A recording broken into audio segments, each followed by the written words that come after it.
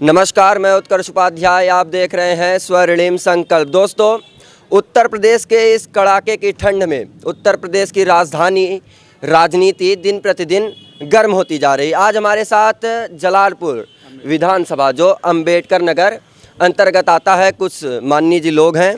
जो आपका नाम क्या, शुभ नाम क्या है? सत्यप्रकाश सिंह। सत्यप्रकाश जी हैं, जो कि 1991 में चुनाव लड़े थे भाजपा से। आप जी जी। क्या परिस्थिति हुई कि आप पराजय का सामना करना पड़ा? चुनाव जिस दिन होना था उसके 3 दिन पहले जी। माननीय उस समय जो अपने प्रधानमंत्री थे राजीव गांधी जी, उनकी हत्या हो गई। चुनाव 1 महीने के लिए पोस्टपोन हो गया। जी। और चुनाव पोस्टपोन होने के नाते कुछ परिस्थितियों में बदलाव आया और बहुत ही कम वोटों से मैं पराजित हो गया था। अच्छा। मतलब कि राजीव गांधी जी की हत्या होती है, जिससे माहौल थोड़ा सा परिवर्तित होता है और आप हार जाते हैं। पराजय का सामना करना कुछ वोटों का। इस बार का माहौल क्या है आपके विधानसभा का? इस समय माहौल बहुत अच्छा है। जनता भाजपा को जिताना चाहती है और जनता उस दिन का इंतजार कर रही है जब एक वहाँ का स्थानीय मजबूत प्रत्याशी आवे जो क्षेत्र की चिंता के बारे में जानकार हो और क्षेत्र के लोगों की अच्छी सेवा कर सके। क्योंकि दुर्भाग्यवश है, पीछे जो लोग आए वो दल बदल करके आए और फिर दल बदल करके चले गए। तो जनता चाहती कि इस प्रकार का प्रयोग न दोहराया जाए।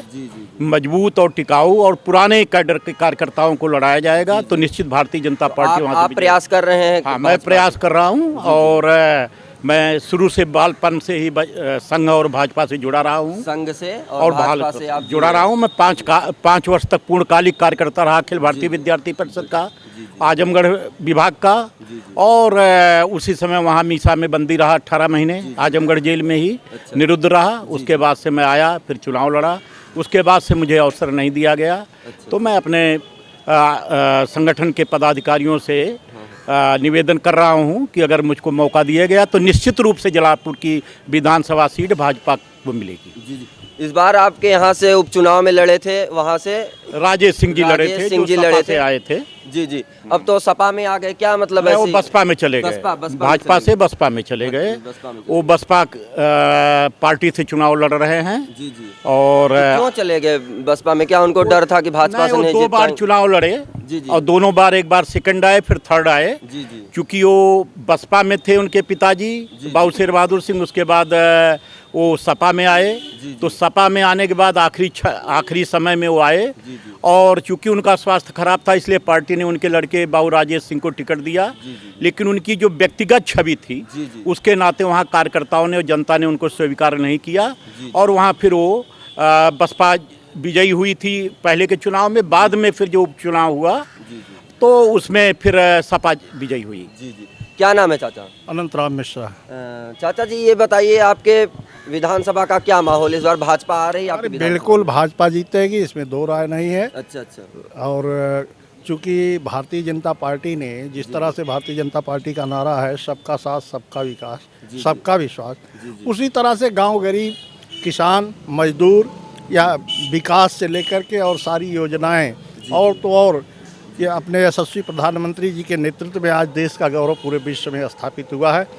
जहां विश्व के लोग बड़े बड़े महारथियों की तरह से कोई घटना होती थी, दंगा फसाद होता था या पाकिस्तान द्वारा आतंकवादी घटनाएं होती थी, तो इस देश का प्रधानमंत्री अन्य देशों की तरफ लगता था कि अमेरिका या बड़े देश कोई स्टेटमेंट इसके विरुद्ध दे। लेकिन आज देश का प्रधानमंत्री ने बताया जिस तरह से आत्मनिर्भर भारत की दिशा में देश चल रहा है, उन्होंने कहा कि अब भारत सक्षम हो गया है, हम पाकिस्तानी आतंकवादियों को उनके देश में घुस करके मारेंगे। ये नए भारत का उदय हुआ है।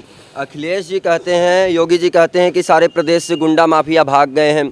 अखिलेश जी बार बार आरोप लगाते हैं कि और गुंडागर्दी बढ़ गई है, भ्रष्टाचार बढ़ गया है। नहीं, अखिलेश जी गलत कहते हैं। वास्तव में गुंडागर्दी और अराजकता का माहौल अखिलेश के सपा शासन में ही था। प्रदेश के सारे गुंडा नेता हो गए थे और यहाँ तक कि थानों पर भी उनका कब्जा हो गया था, राजनीति और सरकार में भी उनका कब्जा हो गया था। कहीं से हर आदमी स्वतंत्र नहीं था। लेकिन योगी जी के काल में आज जिस तरह से स्वतंत्र रूप से हर व्यक्ति अपना जीवन यापन कर रहा है, यहाँ तक कि इसके पहले महिलाओं का बाहर रोड पे चलना भी दूभर होता था। आज 12 बजे रात की महिलाएं बच्चियां पूरे प्रदेश में भ्रमण करती है, कहीं से कोई किसी की हिम्मत नहीं पड़ती है कमेंट करने की। तो ये बहुत बड़ी उपलब्धि है और गांव गरीब किसान हर व्यक्ति खुशहाल है।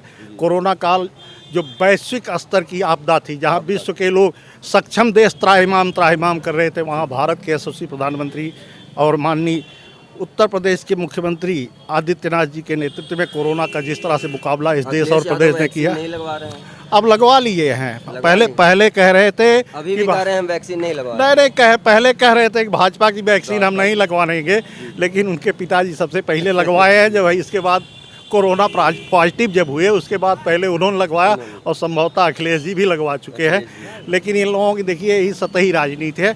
अच्छा काम को प्रशंसा देनी चाहिए। कोई भी प्रदेश का मुख्यमंत्री हो, कोई भी सरकार हो, किसी भी पार्टी की हो, कार्य की प्रशंसा होनी चाहिए। लेकिन विपक्षी लोग नकारात्मक कमेंट करते हैं, अच्छी बात नहीं है। क्या नाम है चाचा? उमाकांत मिश्रा। आप भी जलालपुर विधानसभा के हैं? जी, हम भी सटे हुए जलालपुर से हैं। अच्छा। क्या माहौल है इस बार भाजपा का उत्तर प्रदेश में? इस समय भाजपा का माहौल पूरे उत्तर प्रदेश में बहुत अच्छा माहौल चल रहा है। भाजपा प्रदेश में फिर पुनः आ रही है। योगी जी मुख्यमंत्री होंगे। इस नाते जिसको जनता की ज़रूरत है उसको मोदी और योगी जी ने पूरा किया। जनता को चाहिए रोटी, कपड़ा और मकान, तीनों इन लोगों ने दिया। आवास दिया, जो मुख्यमंत्री आवास और प्रधानमंत्री आवास योजना चली, कोई गरीब नहीं बचा जिसके घर में आवास न मिला हो। और निःशुल्क अनाज जो है कोटे द्वारा सबको दिया जा रहा है, जिससे गरीबों का भरण पोषण अपना चल रहा है। और 2000 रुपया किसानों के किसान निधि के अनुसार अकाउंट में दे करके उनके जो है जीवन यापन के लिए, वो भी खाद माटी डालने के लिए उनको मिल गया। चाचा, लेकिन ये बताइए, अखिलेश यादव तो दावा कर रहे हैं इस बार 400 सीट पूरा जीतेंगे हम। अखिलेश यादव का दावा एक जो है कपोल कल्पित है। अखिलेश यादव 400 नहीं, अगर 40 जीत जाए तो धन्यवाद उनको है। क्योंकि उनके राज में, उनके समय में जो अराजकता का माहौल था, बहन बेटियां बहू बाहर नहीं निकल पाती थी, सड़कों पर चलना दुर्लभ हो जाता था, कोई व्यापारी अपना जो है व्यापार नहीं कर पाता था, उससे गुंडे रोज वसूली करते थे, थानों में बैठ के इनके दलाल थाना चलाते थे। ये सब माहौल समाप्त हो गया है। उनके तमाम गुंडे जो दूसरों की संपत्ति हड़पते थे, आज वो जेल के अंदर हैं, त्राहिमाम कर रहे हैं। अगर वह कच्चा चिट्ठा खोला जाएगा तो ये भी शायद उसके चपेट में नहीं आ जाए। तो यहाँ पे चाचा हैं जो जलालपुर विधानसभा से अपना प्रत्याशी के रूप में मांग कर रहे हैं टिकट। इनको देखिए, बहुत पुराने कार्यकर्ता हैं। ऐसे कार्यकर्ताओं को टिकट देना चाहिए, चाहे किसी भी पार्टी के हो। अगर आपको पार्टी टिकट देती है तो आप किस तरह से क्षेत्र का विकास करेंगे, कैसे चुनाव लड़ेंगे? क्षेत्र के एक एक गांव के बारे में समग्र हमें जानकारी है और कहाँ किस चीज़ की आवश्यकता है उसकी जानकारी है। ये बड़ी बात है। अगर पार्टी ने मौका दिया और क्षेत्र की जनता ने मौका दिया तो जो कार्य असंभव लगता है उसको भी संभव करके वहाँ दिखाया जाएगा और आगे के लिए एक उदाहरण बनेगा। आपके विधानसभा में दलित वोटर ज़्यादा हैं, संख्या ज़्यादा है, तो इसलिए बसपा वहाँ से बसपा सपा ये सब जीतते आ रहे हैं। दलितों का रुझान इसके पहले जो भी रहा हो, लेकिन आज दलित भी कह रहा है कि अगर कोरोना काल में हमको सरकार मदद नहीं करती तो हम भूखों भी ना मर जाते। और ये सच है कि अगर खाद्यान्न योजना चला करके प्रदेश सरकार उनको मदद नहीं करती तो लाखों लोग भूखमरी से मरते, क्योंकि किसी के यहाँ कोई काम नहीं कर पा रहा था, कोई काम चल नहीं रहा था, किसी प्रकार की योजना नहीं चल रही थी कोरोना काल में। इसलिए आज उसमें जो समझदार और जिम्मेदार नौजवान हैं वो महसूस कर रहे हैं कि योगी की सरकार जो है वो सबको लेकर चल रही है और अगर गुंडा राज को रोकना है तो योगी जी को निश्चित रूप से मुख्यमंत्री बनाना। चाचा, ये बताइए कि ब्राह्मण सरकार में बहुत नाराज हैं, इसलिए ब्राह्मण वोट के लिए सब पीछे पड़े हैं। और अखिलेश जी कल एक बहुत बड़ा आयोजन किए थे जिसमें बहुत सारे ब्राह्मण बुलाए गए, परशुराम जी की मूर्ति लगवाई गई। तो क्या लगता है, ब्राह्मण अखिलेश जी हो या अन्य पार्टियां हो, भारतीय जनता पार्टी के अतिरिक्त जितनी पार्टियां सिर्फ चुनाव में ब्राह्मणों को याद करती हैं। लेकिन वास्तव में जब भारतीय जनता पार्टी सरकार में ब्राह्मण से लेकर के समस्त समाज, यहाँ तक कि लोग विपक्षी लोग हल्ला करते हैं मुस्लिम विरोधी है, लेकिन जो भी योजनाएं चली हैं उसमें सबसे ज़्यादा दलित और मुस्लिम वर्ग के गरीब वर्ग लिए हैं। और कहीं से भी किसी न ब्राह्मण न ठाकुर, सबका साथ सबका विकास सबका विश्वास जैसे नारा भाजपा देती है, उसी तरह सरकार ने सबके हित में काम किया है। यहाँ तक कि आर्थिक रूप से कमज़ोर लोगों को 10% आरक्षण देने का काम ये भारतीय जनता पार्टी सरकार ने ही किया। इसके पहले लोग खाली नारा देते थे, ये 10% के नाम पर लोगों को, ब्राह्मणों को इकट्ठा करते थे चुनाव पूर्व, और चुनाव ख़त्म होता, सरकार बन जाती, फिर भूल जाते थे।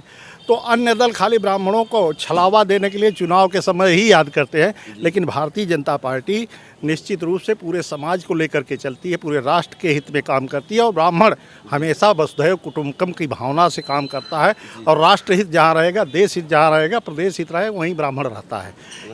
ये चुनावी नारे से ब्राह्मण नहीं है, ब्राह्मण का हित होने वाला है, और ब्राह्मण का हो या समाज के हर वर्ग का हित इस सरकार में हो रहा है और आगे होने वाला है। निश्चित रूप से ब्राह्मण भारतीय जनता पार्टी के साथ था और है और रहेगा। चाचा, अगर ये वीडियोस आपके पार्टी के बड़े पदाधिकारी लोग देखते हैं तो आप क्या कहना चाहेंगे उनको?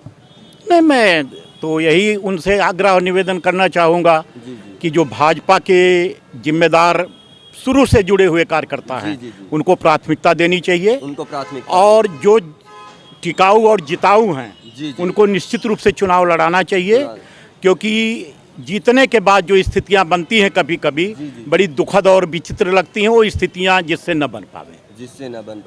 1991 में आप चुनाव लड़े थे, उसके बाद पार्टी ने आपको मौका नहीं दिया। जी। इस बार आप फिर से पेशी कर रहे हैं, आपको मौका देगी पार्टी? नहीं, पिछले बार कई बार हमने किया तो दूसरे दलों के लोग आते रहे और उनको मौका दिया गया। अच्छा। तो हम लोगों का निवेदन है कि वो आते हैं, लड़ते हैं, जीत जाते हैं तो कहते हैं अपने बूते जीते, हार जाते हैं तो मूल संगठन को गाली देते हैं।